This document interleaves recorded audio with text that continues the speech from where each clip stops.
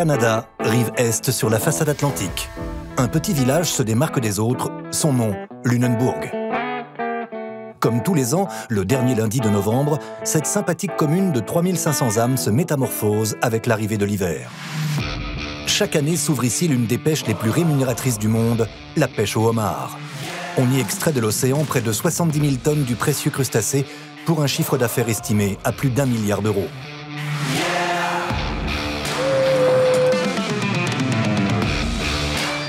Moi, je vous le dis, ils volent pas leur fric, les gars.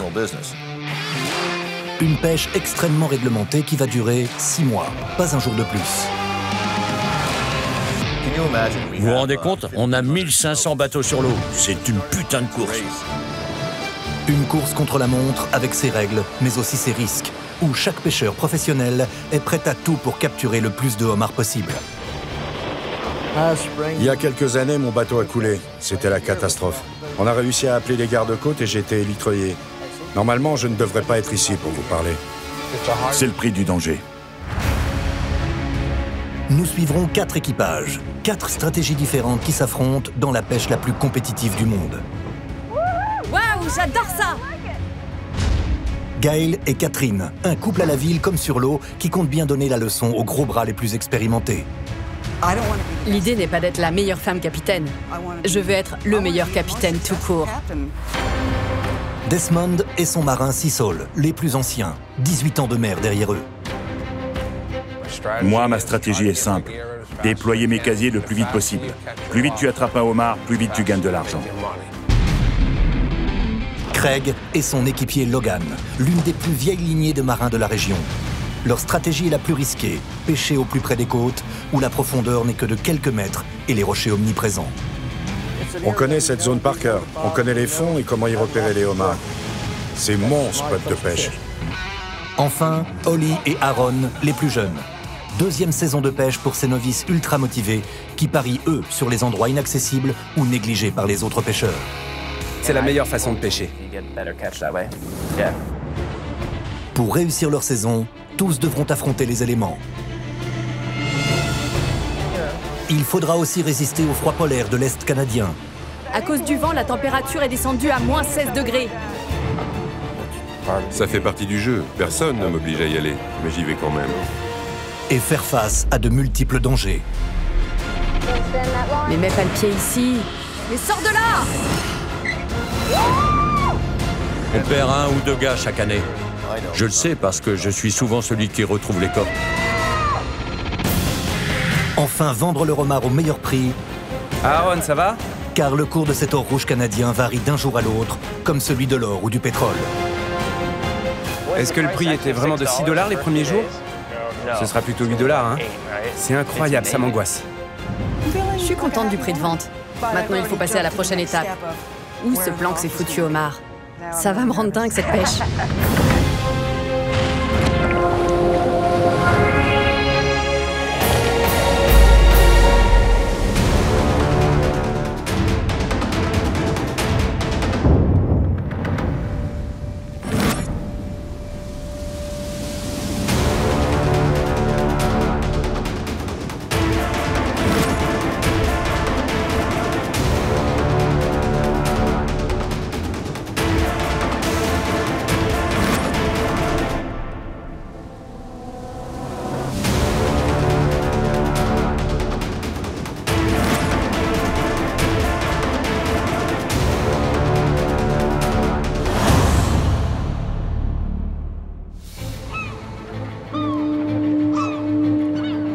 On appelle cela le Dumping Day, le jour des dépôts.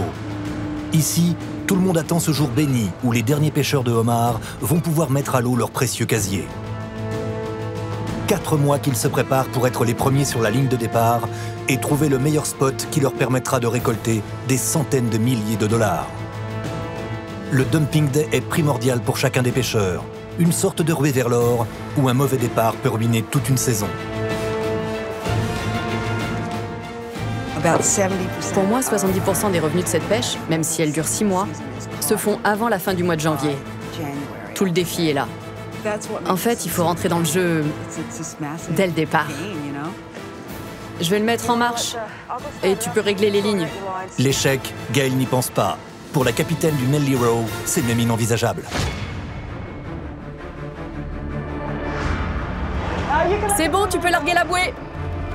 Seule femme capitaine dans la région, elle a toujours remporté tous ses combats pour s'imposer dans un milieu 100% masculin.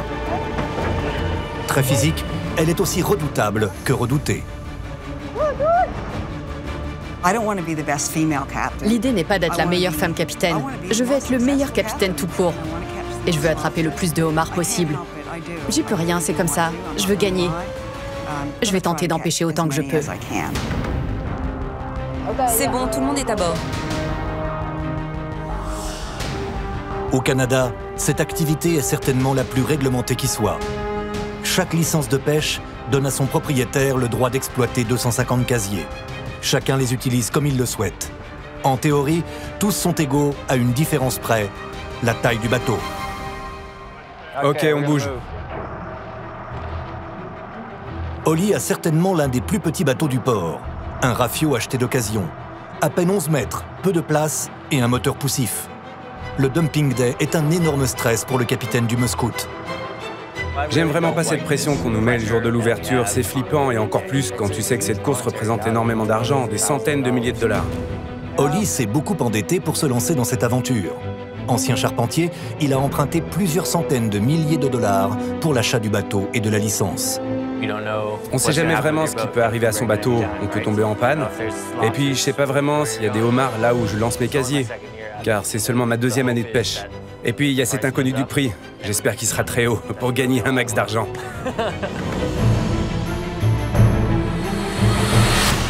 Quelques centaines de mètres plus loin, sur le quai de Lunenburg, arrive le boss, Desmond, Des pour ses amis.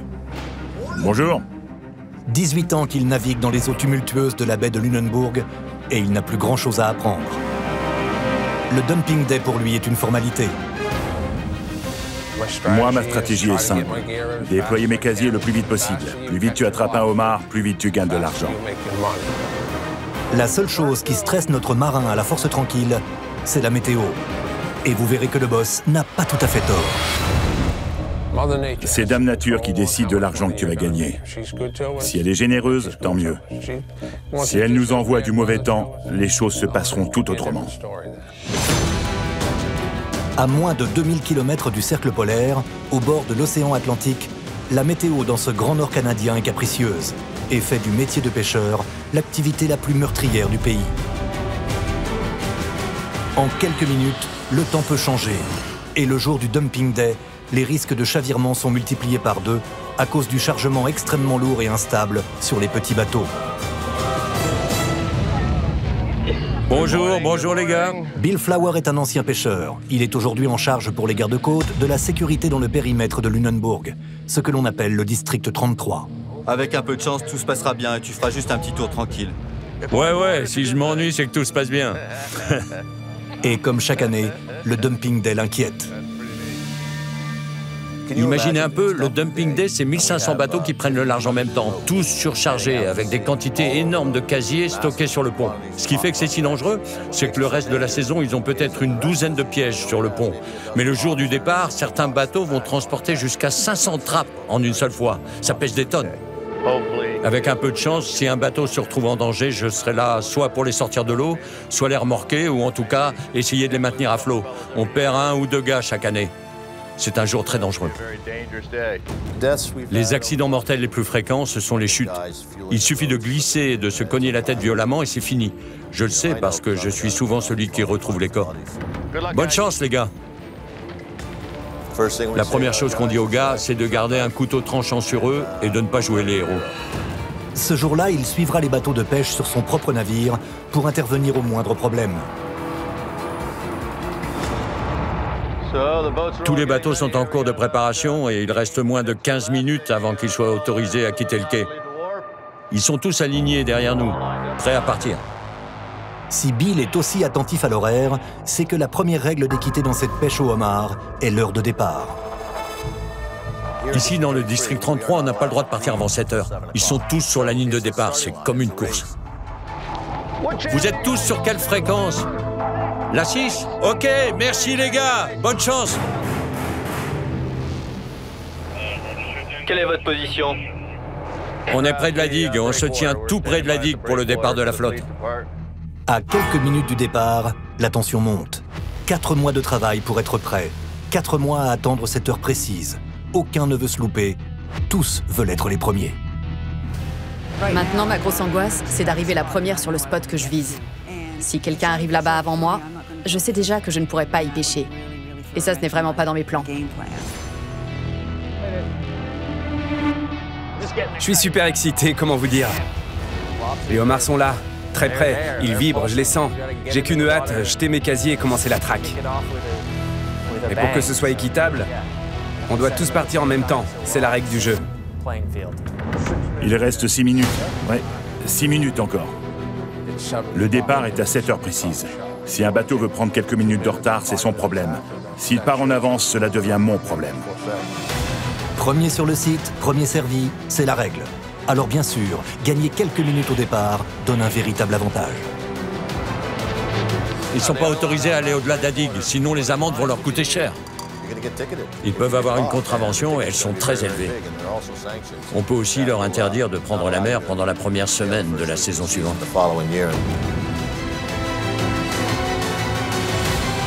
Des sanctions importantes, et pourtant certains prennent le risque. Vous verrez comment et pourquoi un de nos pêcheurs va transgresser cette règle d'équité. Un événement qui n'aurait jamais eu lieu si tout s'était passé comme prévu. Pour mieux comprendre, il faut remonter le temps. Nous sommes le samedi 24 novembre, 2 jours avant la date supposée du Dumping Day.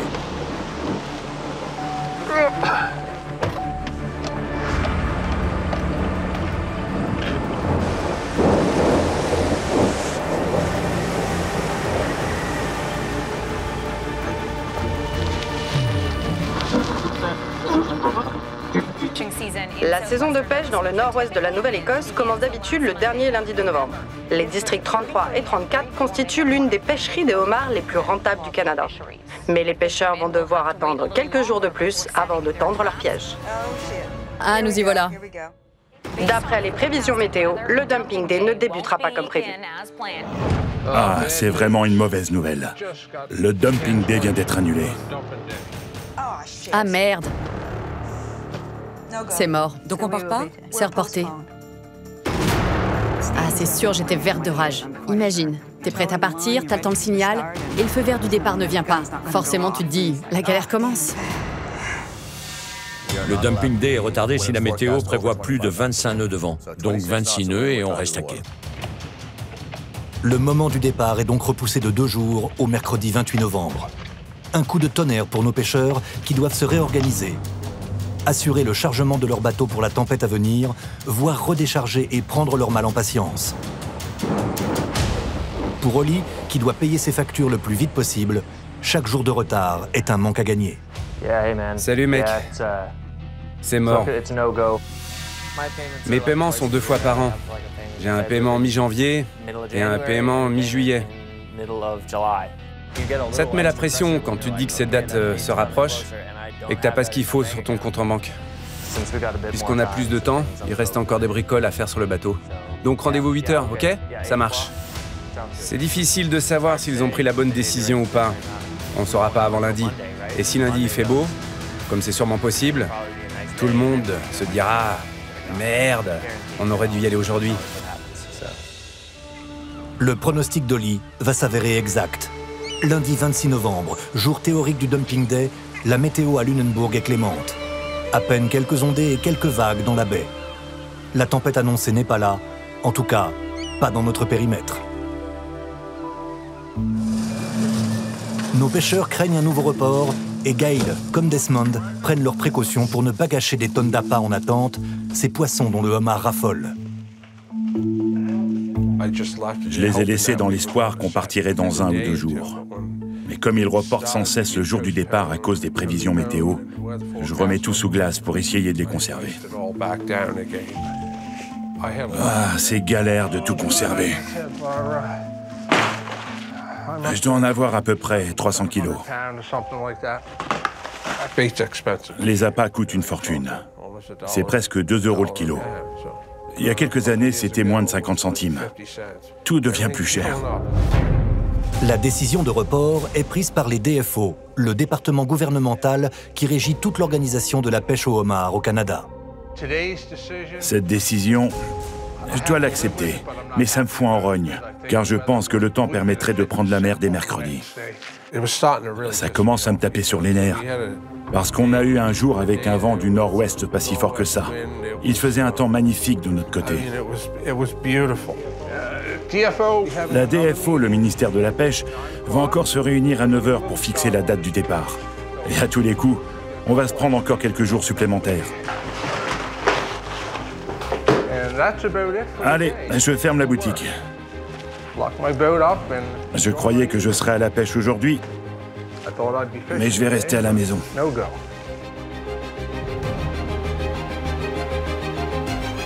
Mercredi, rebelote.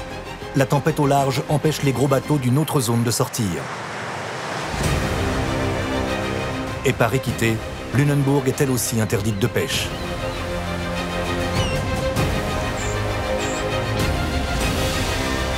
Une décision insupportable pour Gail. C'est un cycle sans fin. Je suis furieuse et je trouve que c'est ridicule. Si on ne nous laisse pas pêcher, on n'a pas de revenus. Des milliers de dollars ont été perdus, et j'exagère pas. On a 6 mois de pêche, pas un jour de plus. Tout ce que l'on nous retire est perdu à jamais. Je suis sûre que j'aurais pu prendre le large et faire 2 belles journées de pêche cette semaine. Donc j'ai perdu 2 jours de salaire très importants. Plus on attend, plus l'eau est froide. L'eau est déjà beaucoup plus froide que les saisons précédentes. Il y a 6 degrés de moins et ça ne va pas s'arranger. Ça va nous coûter cher, ces conneries. Après avoir perdu 2 jours de pêche, nos marins pourraient en effet voir les pertes se creuser avec l'arrivée précoce du froid. Le froid, leur pire ennemi. Car en dessous d'une certaine température, le homard bouge moins et surtout ne chasse plus. L'eau est plus froide, donc les homards sont beaucoup plus sédentaires. La date du départ, toujours en suspens, la tension monte sur le quai du petit village. Chacun y va de ses pronostics en attendant le feu vert gouvernemental. Quand est-ce que vous prenez la mer? Qui sait? Mais personne ne le sait. On saura ce matin ce qui va se passer ce week-end. Et pour la suite, j'en sais rien. La météo est dingue. Ouais, c'est n'importe quoi cette météo. Encore une fois, il prévoyait 25-30 nœuds au large, mais ce n'est pas le cas. Mais il n'y a pas que moi. Tout le monde en a marre. Il commence à se dire que ça va trop loin ces conneries d'équité.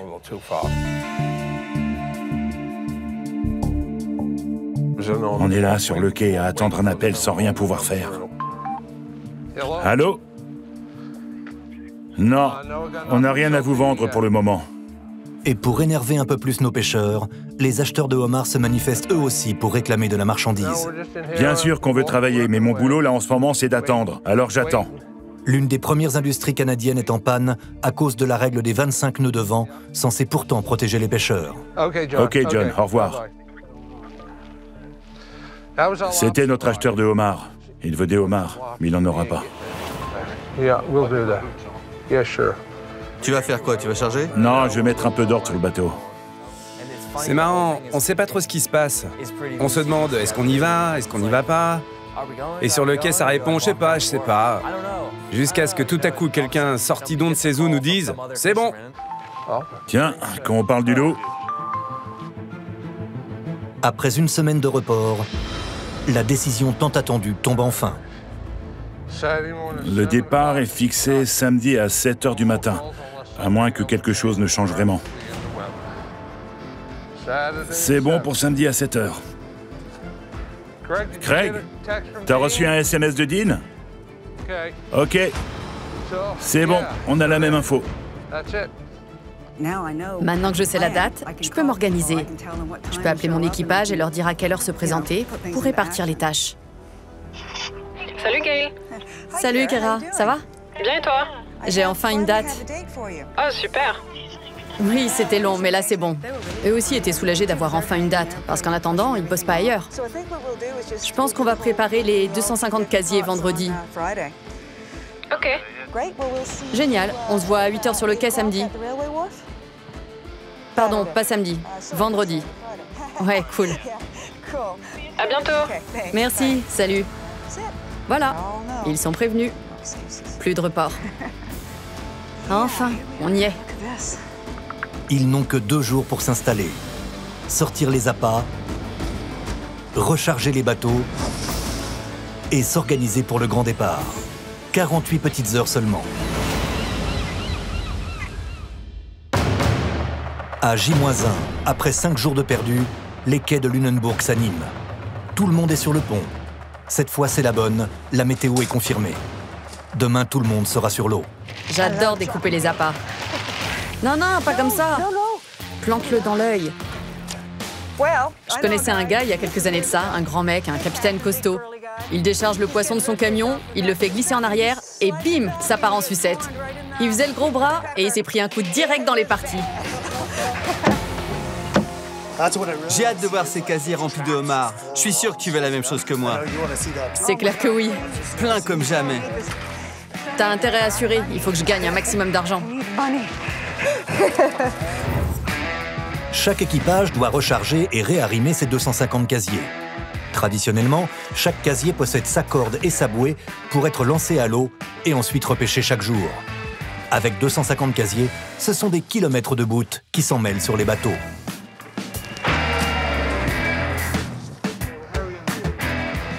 Merde. Holly, qui a perdu 2 casiers l'an passé avec ses cordes pourries, est stressé. Il ne voudrait pas que la malédiction des cordages qui pèse sur lui se reproduise. Merde. L'an passé, je me suis énervé et j'ai raccourci toutes les cordes. Je flippe de perdre des casiers. Si on les posait dans l'état où elles sont, je serais sûr de me faire avoir. Donc je dois m'en débarrasser et faire vraiment gaffe. C'est pas tant de perdre un casier qui coûte cher, mais le nombre de homards que tu ne peux pas attraper si tu le perds. C'est beaucoup plus de fric qu'un simple casier. Il faut dire qu'un casier peut rapporter plus de 1 000 € à la saison. Et s'il est perdu, il n'est pas remplaçable. Pense à combien de homards tu peux choper en 1 an par casier, c'est énorme! J'ai vu dans le journal qu'un bateau a coulé dans le port de Pubnico alors qu'il était amarré au quai, chargé et prêt à partir. Quand j'ai lu l'article, je me suis dit, pourvu que ma mère ne tombe pas là-dessus, elle en serait malade. T'imagines, le bateau a coulé alors qu'il était à quai. Ouais, j'en ai entendu parler. C'est un type jeune en plus. Couler, chavirer, c'est le principal risque le jour du dumping day. Un bateau surchargé par trop de casiers et l'accident survient sans prévenir, à la manière d'un iceberg qui se retourne. Un mauvais équilibrage et le bateau embarque de l'eau par l'arrière. Le risque est permanent. Le jeune marin de Pubnico, le village d'à côté, en a fait les frais. Ça a pris à peine 15 minutes, il a coulé hyper vite. Si ça s'était passé en pleine mer, on n'aurait même pas eu le temps de se rendre compte et là on aurait été vraiment en galère. Un désastre au port de Pubnico. Le bateau du capitaine Brandon Surrett, l'Extrême 1, a coulé dans le port.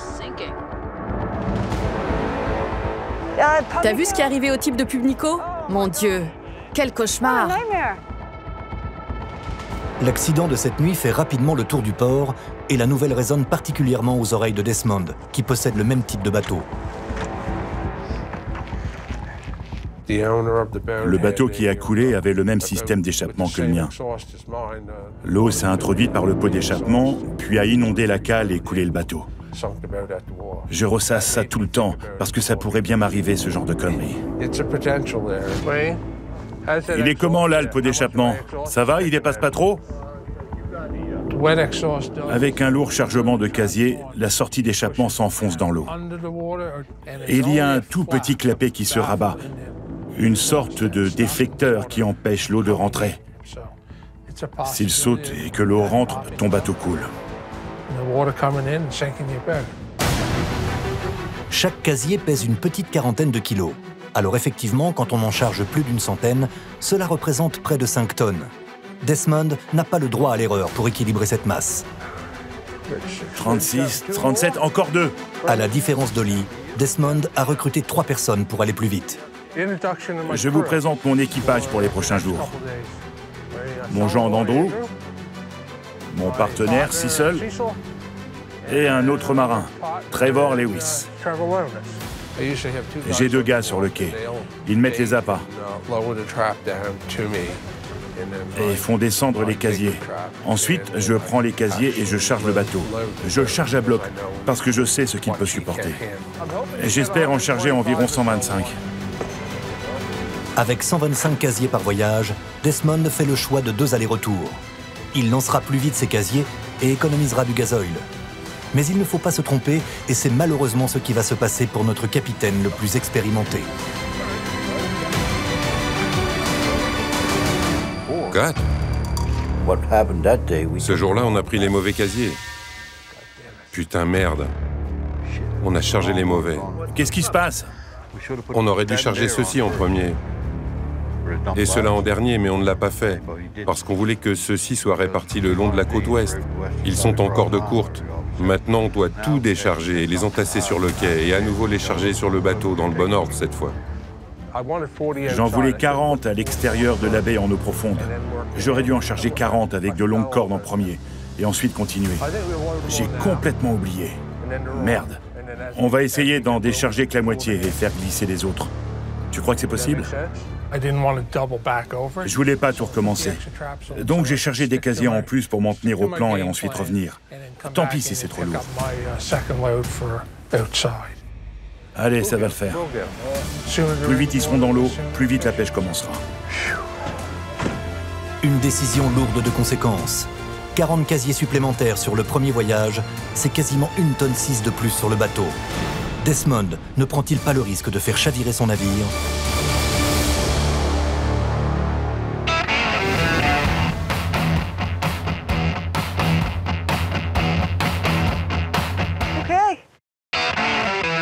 Chez Gale, l'organisation est militaire. Action! Son bateau est le plus grand du quai, pas loin de 22 mètres. Avec un bateau comme le sien, un seul voyage suffira pour mettre à l'eau les 250 casiers, à condition de bien les charger. Maintenant, on va passer aux choses sérieuses. On va fixer les casiers à la ligne.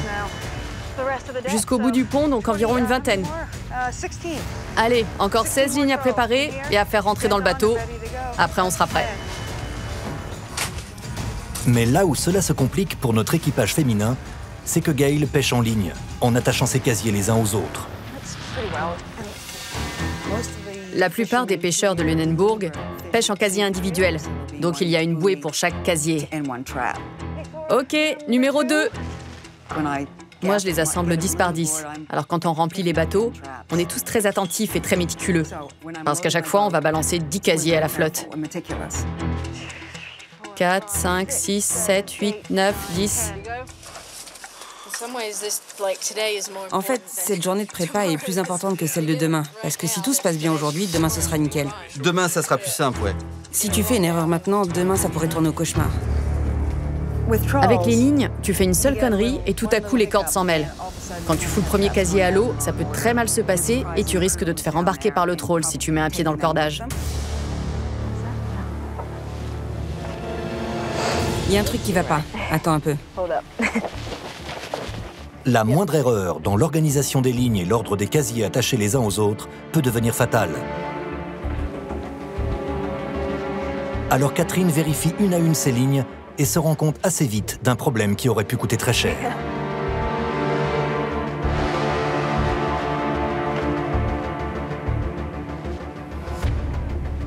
C'est sûr qu'il y a une erreur. Fais vraiment gaffe.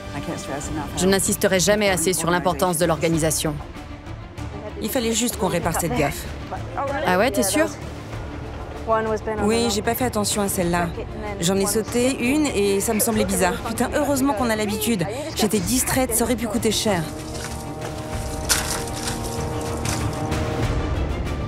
Le Nelliro s'organise et le chargement des 10 tonnes de casier avance correctement. Pour l'aider, Gale a recruté cette année 3 marins, dont une jeune femme, ce qui est rare sur un bateau traditionnellement plus masculin. J'ai embauché Kera comme apprentie. Elle ne sait rien de la pêche au homard. Jason doit la former, mais cela me rend vraiment nerveuse.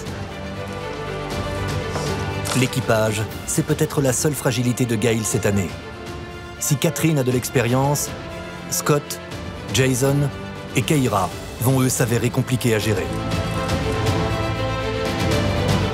À quelques heures du départ, les bateaux sont quasiment prêts, les stratégies définies, sauf peut-être pour Holly qui hésite encore.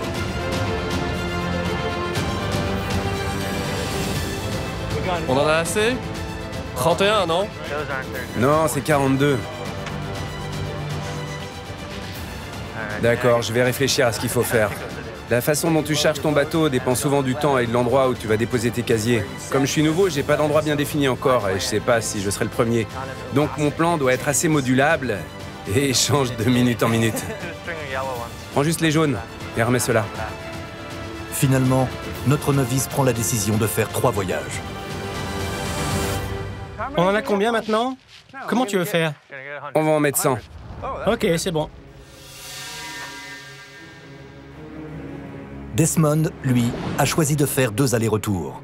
Un risque de chavirer compte tenu de l'erreur de chargement qui le condamne à un surpoids d'1,6 tonne lors du premier run. Je m'assure du bon équilibre du bateau et tout se passera bien. On surveille comment il se comporte avec le chargement et on croise les doigts pour cette nuit.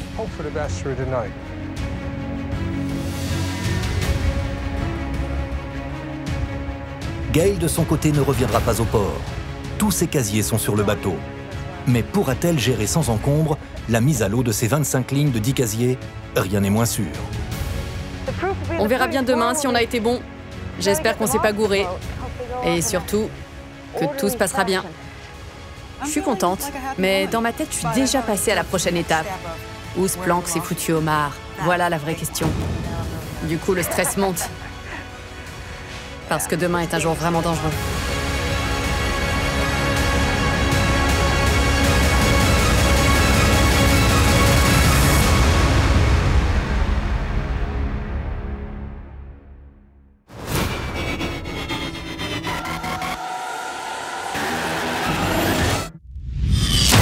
Dumping Day, 6h30 du matin.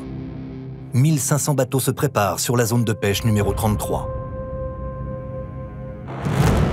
Desmond, le vieux loup de mer, envisage de pêcher 10 tonnes de homards dans la saison et d'en tirer au minimum 100 000 € à la revente. Gail parie, elle, sur 25 tonnes. Elle compte bien jouer sur le cours du homard pour récolter 300 000 €.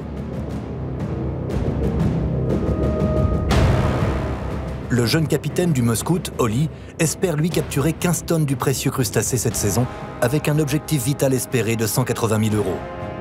Le débutant va devoir se surpasser.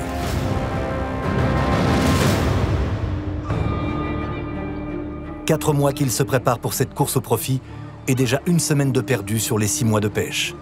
Alors, tout le monde attend l'ultime feu vert. 5 minutes max. Ok.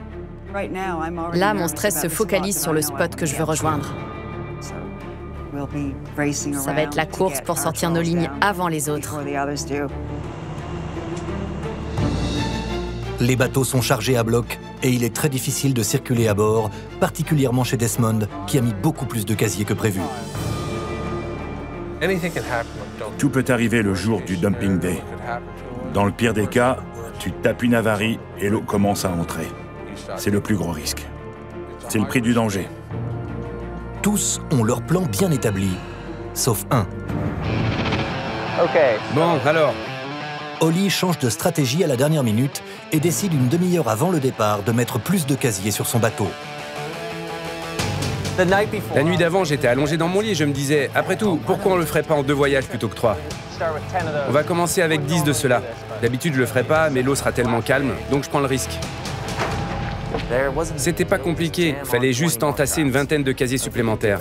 Ouais, ok, mets-en un autre ici. D'accord, quelques-uns par là. Bien sûr, le temps file plus vite que prévu. On n'est pas prêt de finir. Attends une seconde. C'est un sketch? Mais charger 25 casiers supplémentaires n'est pas simple. Cette décision irrationnelle va lui faire louper le départ.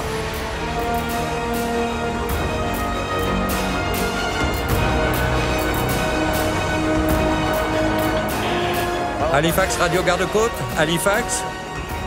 Quelle est votre position? On est près de la digue. Tu vois tout près de la digue pour le départ de la flotte. On n'est pas autorisé à partir avant 7 heures. Tout le monde est sur la ligne de départ comme une vraie course. Il ne reste plus que 3 minutes. C'est à 7 heures précises, égare aux tricheurs. Ils ne sont pas autorisés à aller au-delà de la digue, sinon les amendes vont leur coûter cher. Ils sont tous à l'affût. Des amendes sévères pour quelques minutes d'avance, ça n'est pas cela qui va arrêter Gail.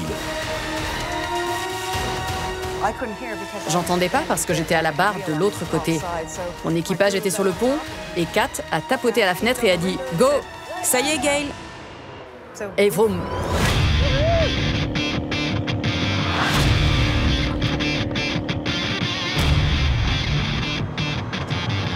Bon travail, Gail. Je suis la première. C'était génial. J'avais de l'avance sur tout le monde, j'adore ça. C'est pas grave s'ils me prennent pour une gamine. Même chargé, le bateau a pris 9 nœuds directs. Je pense pas qu'ils vont me trouver. Je suis partie un peu en avance, mais ça va, à peine 1 minute. Je m'en fiche, je prends l'amende. C'est plus important pour moi d'arriver la première. 1 500 $, c'est rien. C'est 2 casiers de homard. Un œil sur sa caméra de pont, l'autre sur les radars, Gail est à fond. Et pas grand-chose ne pourrait l'arrêter dans cette chasse au homard.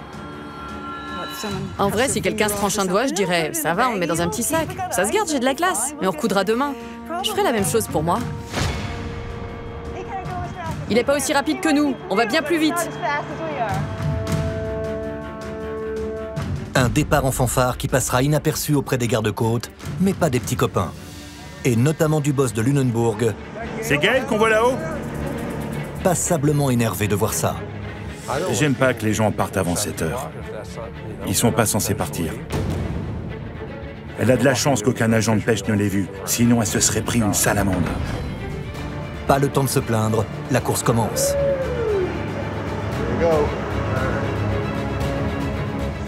Il va faire un temps magnifique aujourd'hui.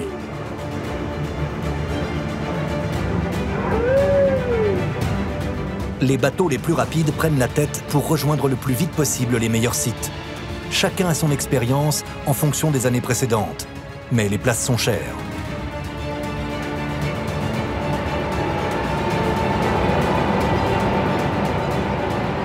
Il y en a parmi eux qui font 4 ou 5 heures de trajet. Ils ont une journée très longue avec parfois 3 voyages. Ils se dépêchent de prendre le large pour arriver les premiers aux meilleurs spots de pêche.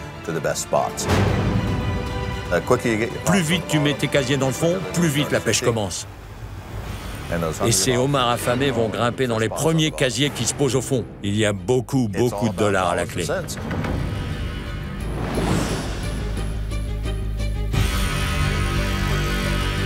Tous les pêcheurs sont dans la course, sauf un. Holly, qui a tenté de charger un peu plus son bateau pour ne faire que 2 allers-retours, a finalement perdu beaucoup de temps. On a essayé de charger 10 casiers, mais on n'y est pas arrivé. C'est assez pathétique cette idée, j'en suis pas fier, mais je fais des progrès. Tous les ans je fais des progrès. J'en suis qu'à ma 2e année avec ce bateau après tout. C'est beaucoup plus vite que d'habitude, parce qu'on a essayé de charger encore des casiers environ 5 minutes avant le départ. Je suis pas le genre de mec à avoir une stratégie fixe. Je veux toujours évoluer, m'adapter, changer, bluffer, et ce sera toujours comme ça. J'aurai jamais de programme prédéfini pour que les autres ne me voient pas venir. À la sortie de la baie, les premiers bateaux se présentent pour affronter l'océan. Gail est la première et se dirige vers Cross Island. Holly quitte à peine le port. Tandis que Desmond, lui, part en direction de Blue Rocks, à la sortie de la baie. Avec un bateau trop chargé, son objectif est simple. Plus vite il dépose ses casiers, plus vite le risque de couler s'éloigne.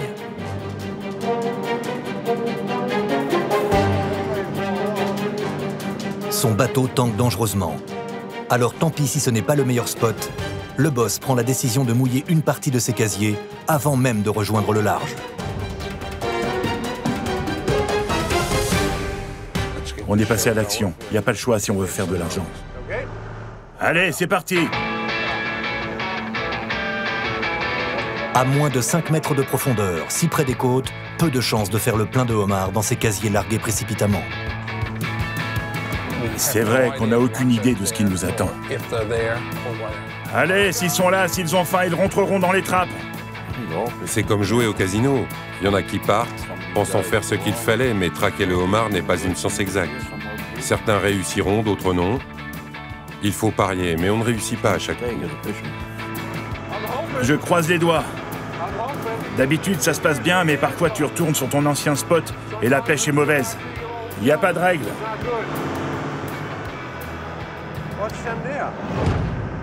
Non, non, non, non, non. Vous devez me dire quand. Mais ce n'est pas la journée de Death. Son équipage n'a pas indiqué au boss la dépose du dernier casier. Et celui-ci n'a pas noté le point GPS. Celui-là, c'est bien le dernier, là-bas. Ok, d'accord. Ça sera dur demain matin en pleine nuit de retrouver la bouée.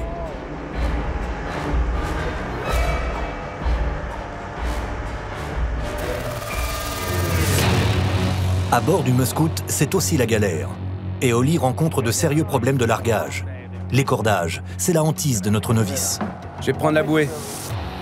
T'essaies constamment de bien séparer tes lignes, mais il y en a tellement que tu te retrouves toujours avec un sac de nœuds. Oh, j'en ai marre. On peut pas la faire passer par l'autre bout. Ouais, t'as raison, Aaron. Qu'est-ce qui se passe encore? Si tu poses un casier individuel, si la corde a un nœud quelque part, qu'elle devient trop courte pour la profondeur, ça va tirer la bouée sous l'eau et tu ne retrouves plus ton casier. Ça m'arrive tous les ans, cette connerie. Et après près d'une heure à démêler les nœuds de ces casiers... Ça va? Je crois que c'est bon. L'un d'entre eux va s'en mêler. Le risque est maximum. Un risque humain, mais aussi matériel. Une corde autour de l'hélice et le bateau s'arrête. C'est une activité très dangereuse. Tu dois être à l'affût, il faut être un bon capitaine. Et il est essentiel de se rappeler que même si le bateau peut le plus souvent supporter bien plus de poids qu'on pense, parfois il n'y arrive pas. Près des côtes, avec un moteur bloqué, Holly n'est pas passé loin de la catastrophe. Mais son équipage a bien réagi pour se sortir de cette situation compliquée. Mets-le de travers.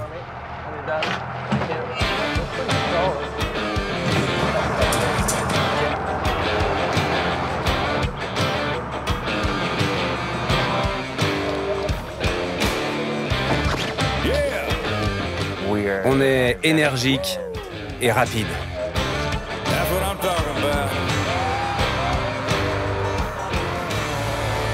Mais les problèmes continuent pour Holly.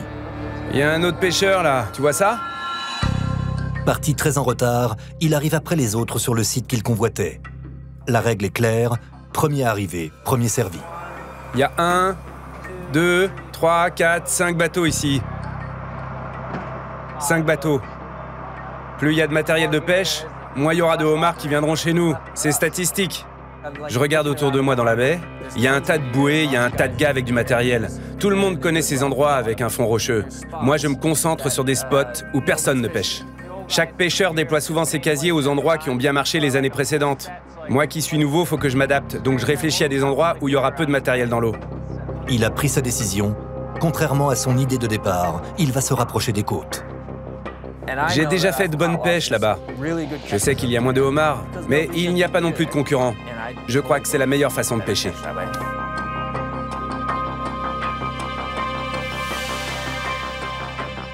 De son côté, Gail a une toute autre stratégie. Son bateau, plus gros, lui permet de s'éloigner plus rapidement et d'atteindre des sites de pêche que les autres ne peuvent rejoindre. Je pose ma première ligne ici. Il y en a une autre qui ira là, une autre là-bas. J'en ai 25, j'ai tout planifié. On y est presque, Gail. Encore quelques minutes. Tout le monde porte son gilet de survie, n'est-ce pas? Ouais. Et son couteau? Ouais. Évidemment, le risque principal, c'est quand tu es en pleine mer, que tu déploies le matériel, que tu t'emmêles dans les cordes et que tu te fais tirer par-dessus bord avec les casiers. La technique de Gail est très dangereuse. Les casiers attachés les uns aux autres 10 par 10 filent les uns après les autres dans l'eau. Un pied dans le cordage et c'est l'accident. Le marin est immédiatement entraîné au fond de l'eau. Ils ont tous des couteaux au cas où ils s'en mêlent, ou qu'un autre marin s'en mêle. Ce sont des couteaux très aiguisés, donc avec une légère pression sur la corde, ça arrivera à te libérer. De mon côté, j'ai une caméra sur le pont de largage, qui fait que je peux surveiller depuis la cabine. Mais je ne vois pas l'arrière de la pile. C'est très étroit, c'est l'endroit le plus dangereux et ça me stresse. On essaye de compenser en leur parlant tout le temps. J'ai un haut-parleur pour pouvoir communiquer avec mon équipe. Parlez-moi, je ferai ce que vous me dites de faire. Je vous dirai quand on est dans le secteur, quand je suis prête, quand vous devrez larguer les lignes de casier. Et vous me dites aussi quand vous êtes prêt. Tant que vous ne vous sentirez pas prêt et à l'aise, ne faites rien. D'accord, bonne chance. Bonne chance à vous. Soyez attentifs, soyez prudents. Parlez-moi, je vous en supplie, parlez-moi. Ça me donne des cauchemars. La personne que j'aime le plus au monde est là dehors. C'est toute ma vie qui est là. C'est un vrai calvaire de penser à ce qui pourrait se passer. Catherine enjambe les casiers pour rejoindre le poste de largage, sous l'œil inquiet de Gail. Ne joue pas les héros. On est prêt, tu nous donnes le go. Bien reçu. Il faut encore quelques minutes. Quand je ralentis, vous saurez qu'on s'approche. Donc jusqu'ici, tout va bien. J'ai 4 lignes posées, 40 casiers sans incident. Mais cette fois, au moment du largage, les choses ne vont pas se passer comme prévu. Attends un peu. Merde! Chez Desmond, nouveau problème. Les casiers de haute mer, plus grands et plus lourds, ne sont pas au bon endroit, mais rangés sous les autres. On a fait une erreur hier quand on les a chargés. Ils auraient dû être mis les premiers pour être posés en dernier à l'extérieur où c'est plus profond. Et je les ai oubliés. Maintenant, on doit sortir ceux de derrière, c'est la galère. Et ensuite, on déploiera les autres. Mais-en encore 2 ici. Il lui faut tout déplacer, au risque de créer un déséquilibre sur son bateau déjà très chargé. Allez, allez les gars. Je fais attention au poids sur le bateau afin de pouvoir l'équilibrer. Si le bateau tangue ou s'il prend une forte houle ou une vague, les casiers vont basculer par-dessus bord. Il faut toujours avoir cela à l'esprit. C'est bon, les gars.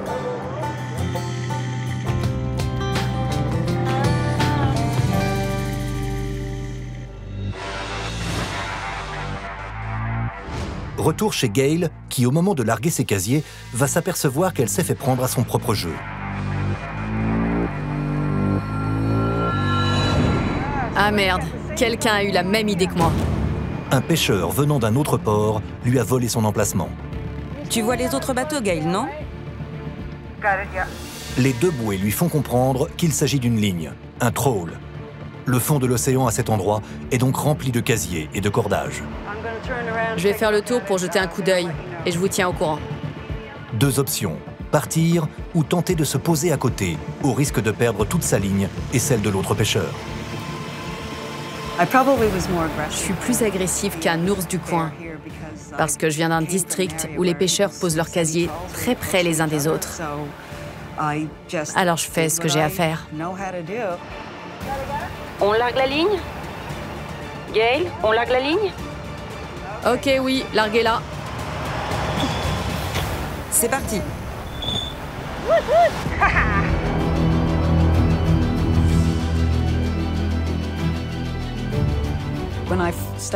Quand j'ai commencé à pêcher dans le coin, j'ai apporté mes méthodes et mes connaissances du district 34, où l'on pêche avec des lignes de 10 casiers. Donc j'ai appliqué cette méthode ici. Les casiers sont espacés de 35 mètres et ça fait des lignes très longues. C'était un super spot l'année dernière. J'ai dit que je m'en tiendrais au plan et c'est ce que je vais faire.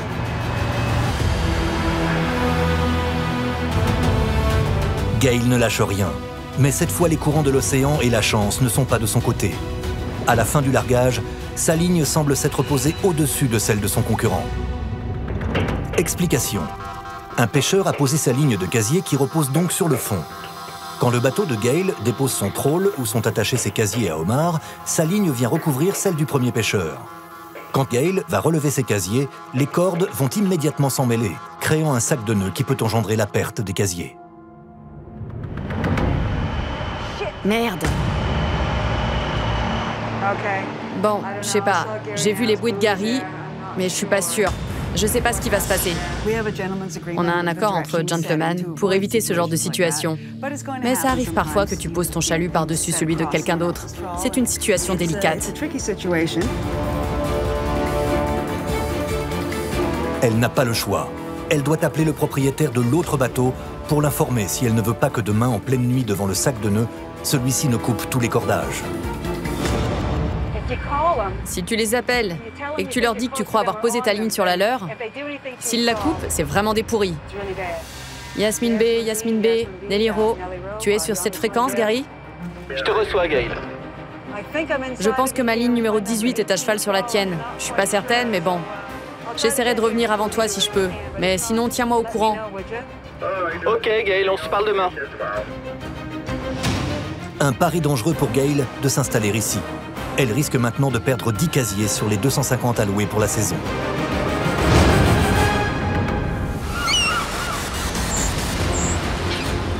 Sale journée pour nos pêcheurs. Gail est à 2 doigts de perdre son pari et risque une amende pour départ anticipé. Desmond a frôlé le chavirage et n'a pas rejoint le site espéré. Il y a une ligne là-bas. Oh, il y a des bouées partout. Ouais, partout. Quant à Holly, son problème de cordage et son hésitation au départ lui ont fait perdre beaucoup de temps. 1, 2, 3, 4, 5, 6, 7. Il y en a 10? 7. C'est quoi ce délire? Je croyais que le dernier était le 10e, mais non. Ça craint. Allez, le bordel commence. Je fais que rajouter au chaos. Je suis vraiment pas fort pour l'organisation. Je fais tout pour maintenir l'ordre et ça marche jamais. La saison ne commence pas sous les meilleurs auspices pour nos pêcheurs, mais il leur reste encore quelques heures pour déposer leur dernier piège et peut-être trouver le spot qui vaut de l'or. Parce qu'une fois leurs 250 casiers posés, ils n'auront le droit de les lever qu'une fois par jour pour remplir leurs objectifs. Dans le prochain épisode, nos pêcheurs vont en finir avec le Dumping Day avant de relever leur casier, avec pour chacun d'eux un objectif. Desmond, le boss du Founded Jewel, vise 700 kg de homard pour ce premier jour, soit une recette espérée de 7 000 €. Gail, la patronne du Nelly Row, affiche la couleur. Elle pense sortir 1,5 tonne de homard. L'ambitieuse capitaine veut cette année réaliser la plus grosse pêche de tout le port de Lunenburg. Le Muscoot, enfin, vise les 800 kg pour ses premiers casiers. Un objectif vital pour le jeune capitaine Holly, s'il veut parvenir à rembourser ses dettes. Les premières levées de casiers seront-elles à la hauteur des espérances de nos pêcheurs? C'est parti, première pêche de la saison. Wow, c'est du bon! Première prise, mais déjà des inquiétudes. Oh non, non, non, non, non, non! La poulie est foutue. Mais mets pas le pied ici. Mais sors de là! Et surtout, un nouveau concurrent va entrer dans la danse. Craig et son 20 mètres peut-il contrecarrer les objectifs des autres pêcheurs? Tout le monde dans ma famille est dans la pêche. C'est plus qu'une tradition, si vous voyez ce que je veux dire. Homard, pêche à haut risque, la campagne commence pour nos pêcheurs du comté de Lunenburg.